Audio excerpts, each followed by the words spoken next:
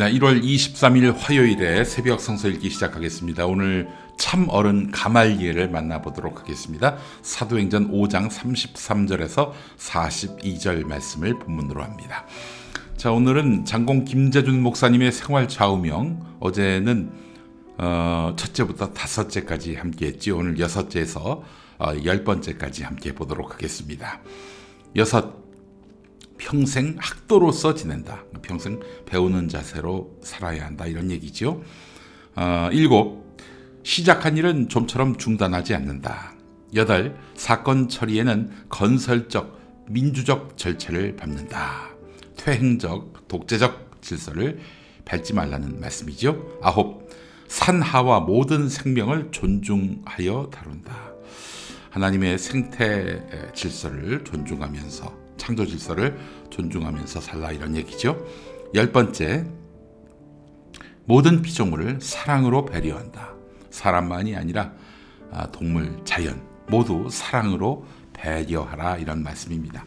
아이고, 참 이게 김재준 목사님이 80년대 돌아가셨는데 그로부터 30년, 40년이 다 돼가는 이 시점에서도 이 좌우명은 우리에게 굉장히 큰 사표가 된다, 이런 말씀을 드릴 수 있을 것 같습니다. 자, 사도행전 5장 33절에서 42절까지 말씀 함께 읽도록 하겠습니다. 그들은 이 말을 듣고 격분하여 사도들을 죽이려고 하였다. 그런데 율법교사로서 온 백성에게서 존중을 받는 가말리엘이라는 바리새파 사람이 의회 가운데서 일어나서 사도들을 잠깐 밖으로 내보내게 한 뒤에 의회원들에게 이렇게 말하였다. 이스라엘 동포 여러분, 여러분은 이 사람들을 어떻게 다룰지 조심하십시오. 이전에 드다가 일어나서 자기를 위대한 인물이라고 선전한 약 400명이나 되는 사람들이 그를 따랐어. 그러나 그가 죽임을 당하니 그를 따르던 사람들은 모두 흩어져 없어지고 말았어. 그 뒤에 인구 조사를 할 때 갈릴리 사람 유다가 일어나 백성들을 꾀어서 자기를 뒤따라 반란을 일으키게 한 일이 있어. 그도 죽으니 그를 따르던 사람들은 다 흩어지고 말았어. 그래서 지금 내가 여러분에게 말씀드리는 바는 이것이요, 이 사람들에게서 손을 떼고 이들을 그냥 내버려 두시오. 이 사람들의 이 계획이나 활동이 사람에게서 난 것이면 망할 것이요, 하나님에게서 난 것이면 여러분은 그것을 없애버릴 수 없어. 도리어 여러분이 하나님을 대적하는 자가 될까봐 두렵소. 그들은 그의 말을 옳게 여겼다. 그리하여 그들은 사도들을 불러다가 때린 뒤에 예수의 이름으로 말하지 말라고 명령하고서 놓아주었다. 사도들은 예수의 이름 때문에 모욕을 당할 수 있는 자격을 얻게 된 것을 기뻐하면서 공의회에서 물러나왔다. 그들은 날마다 성전에서 그리고 이 집 저 집에서 쉬지 않고 가르치고 예수가 그리스도임을 전하였다. 근데 말을 안 들었네요. 네, 베드로처럼 예수님을 따랐던 사도들이 복음을 전하다가 이 공의회에 체포돼서 끌려왔습니다. 예수를 전하지 말라는 공회 명령을 따르지 않았기 때문이죠. 이 공회원들과 이스라엘 원로들이 사도들을 죽여 없애려고 했습니다. 자, 이때 한 사람이 중재에 나섭니다. 이렇게 한쪽에서 죽여라 죽여라 이렇게 선동하는데 누군가가 나서서 자중하라 라고 한다면은 이 사람도 원망의 대상이 되겠지요. 나아가 너 혹시 저 사도들하고 내통하는 거 아니야? 우리가 죽이려고 하는 저놈들하고 내통하는 거 아니야? 이런 의심을 받게 되겠지요. 그러다가 나중에 같이 돌 맞을 수도 있었어요. 군중 심리가 무서운 거죠. 이 확증 편향이 불붙으면 이건 대책이 없습니다. 자, 그런데 일단 모두 분노를 가라앉혔습니다. 중재에 나선 사람 때문입니다. 그가 누구냐? 가말리엘이었습니다. 여러분, 가말리엘이 누군지 이따가 또 설명을 드리겠습니다만은 가말리의 말은 이랬습니다. 사도들에게 함부로 했다가 큰 코 다칠 수 있다. 만약 저들이 정말 하나님으로부터 난 사람이라면 그들을 넘어뜨릴 수 없을 뿐 아니라 하나님을 대적하는 죄를 범할 수 있다. 이렇게 말합니다. 아무리 가정법을 썼다 하더라도 그렇지, 이 사람들이 하나님으로부터 난 사람일 수도 있다. 이 말 자체는 굉장히 상대방을 경로시킬 수 있었던 발언이었습니다. 그리고 이 정도 중재의 발언으로 상대를 죽이려고 작정한 자들의 마음을 돌이키기란 쉽지 않았을 것입니다. 그런데 이 사람 말을 공회원들, 이스라엘 원로들은 받아들였습니다. 왜냐? 그가 가말리엘이었기 때문입니다. 가말리엘이 누구일까? 말씀과 삶이 일러주는 대로 유대 역사에서 가장 영향력 있는 랍비였습니다. 힐렐이라는 사람의 손자이기도 했어요. 바울과 스데반의 스승으로도 소개됩니다.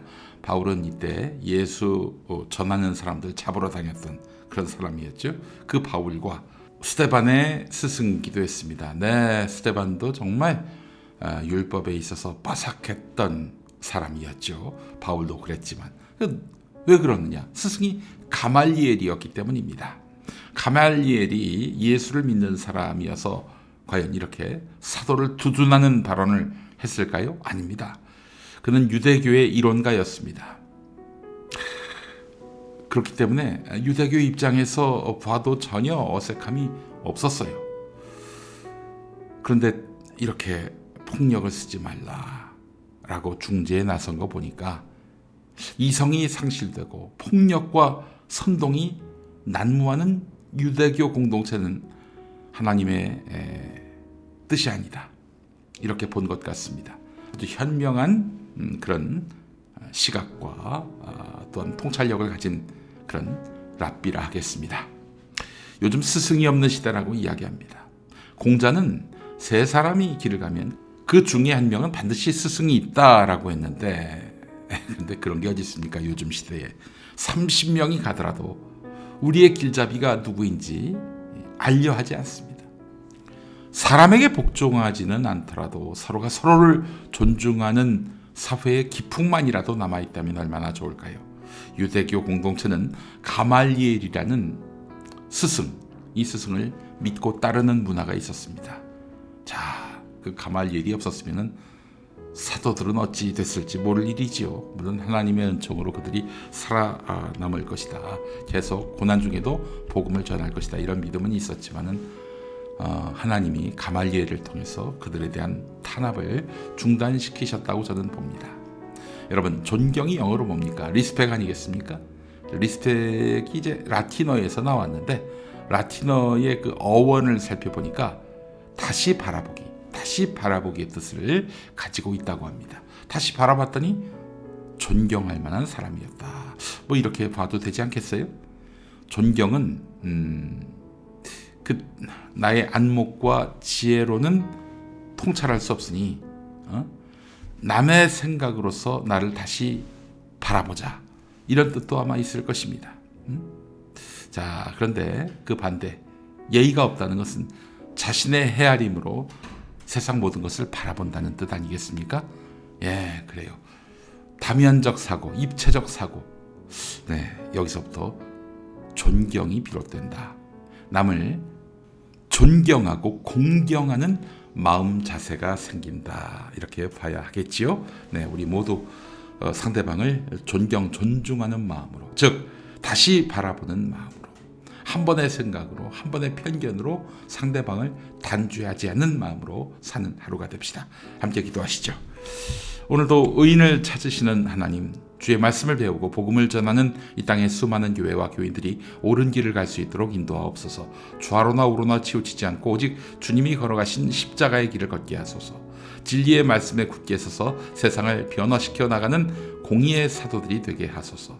분쟁이 있는 곳에 평화의 씨를 뿌리며 다툼이 있는 곳에 화해를 가져오는 사람이 되게 하여 주옵소서.